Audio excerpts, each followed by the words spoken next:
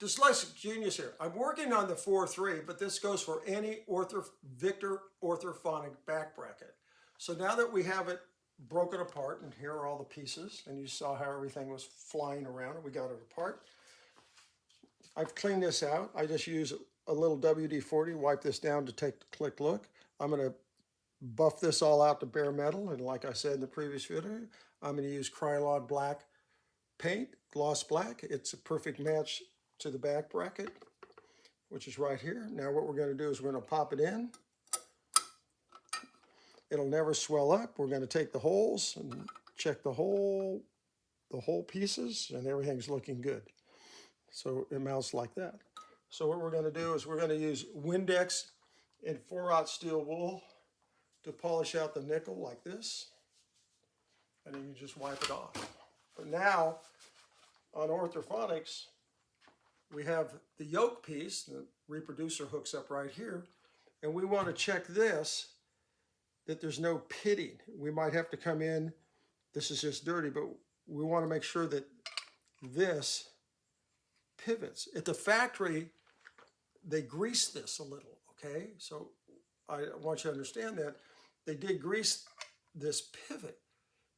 So what we're going to use is just a pinch of the graphite grease, green grease mixed with a little graphite and STP, or we can just use a little bit of green grease, light green grease.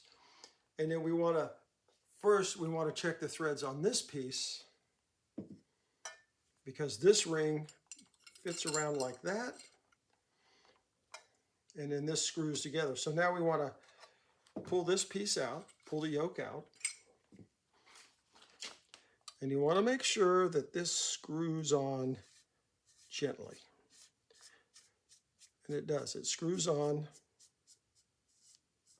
and it will bottom out, but you'll never get there, because when we put the yoke in right here.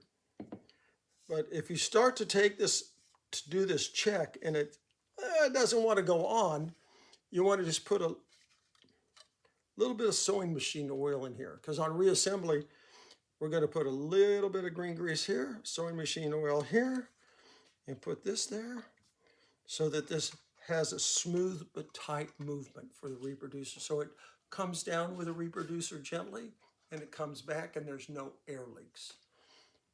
On the other video I said, these feed from the bottom. So you're going to take this, and it's going to come in just like that. And then you're going to take that pin, and you're going to line it up with this slot. That's going to come in here. And then we'll put the ring in, the ball bearings in, and we'll drop everything in just like that.